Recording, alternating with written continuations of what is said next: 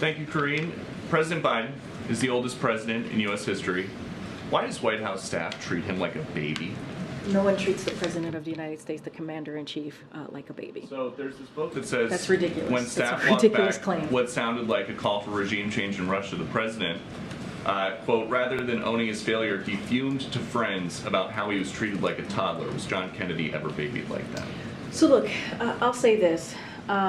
There's going to be always a range of books that are about every administration, as you know, that's going to have a variety of claims. That is not unusual. That happens all the time, and we're not going to litigate those here. That's something that we're not going to speak to. There is one thing that I do want to, because I think I was asked this question last week by one of your colleagues about this particular excerpt that they were referring to, and so I'll say this, we did see the excerpt, the context of the excerpt, and it seemed to be making the opposite overall point about how the value of his experience and wisdom resulted in rallying the free world against authoritarianism, which is important. We have seen this, you all have seen this, and passage of the most historic agenda in recent history in his handling of foreign policy, like rallying the world around Ukraine, as you just heard from our national security advisor, who laid out in really good questions that your colleagues asked about how the president is moving forward,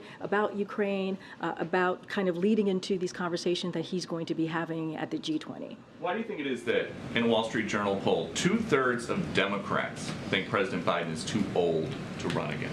Look, here's what I know. Here's what I can speak to. I can speak to that a president who has wisdom. I can speak to a president who has experience. I can speak to a president who has done has taken historic action and has delivered in historic pieces of legislation. And that's important. When the last guy who was in this, in the Oval Office talked about infrastructure week, it was a joke. And the president passed a pretty important piece of legislation in a bipartisan way because of his wisdom, because of his experience. And now we have infrastructure decade.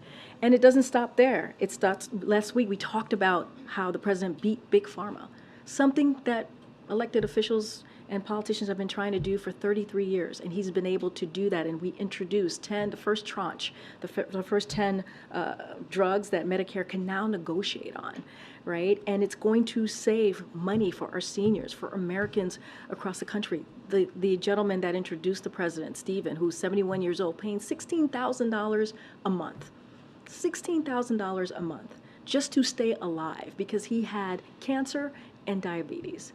And he cannot retire because he has to pay $16,000 a month. And because of the work that this president has done, he doesn't have to do that anymore. And I'll say one last thing. I know you have a follow-up, probably about 5 more, but let me just say this one last thing, is that the interesting thing about this is that the president has done these historic pieces of legislation, whether it's the bipartisan infrastructure legislation, whether it's the American Rescue Plan, whether it's CHIPS and Science Act, whether it's the Inflation Reduction Act. There are some Republicans, right, in the House, in the Senate, that did not vote for any of these legislations that I just laid out, who go back to their state, go back to their district, and take credit for something that the president did. So this is not unusual. They did this in 2019, they did this in 2020, and they did this in 2022, and the president continues to prevail. Okay, just one more. The president said over the long weekend that he hasn't had the occasion to go to East Palestine. I just haven't been able to break. The derailment was on February 3rd. President Biden has not had a break since February 3rd. The president will go to East Palestine. He promised that he would, and he will. You saw him.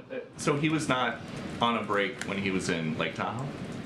I will say this again. The president is going to go to East Palestine, as he has said that he is committed to do. You saw him just this Saturday visit a rural area, right, that was devastated. Some parts were devastated by Hurricane Idalia, and he was there with the First Lady.